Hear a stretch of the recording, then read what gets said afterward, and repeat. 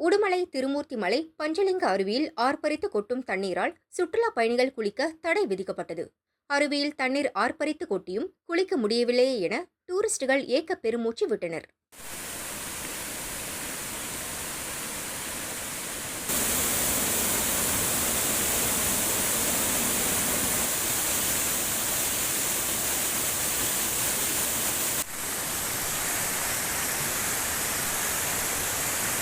தேனி மாவட்டம் சுருளி அருவியின் நீர்வரத்து பகுதிகளில் மிதமான சாரல் மழை பெய்து வருகிறது. இதனால் அருவியில் குளிக்க வனத்துறை அனுமதித்தது.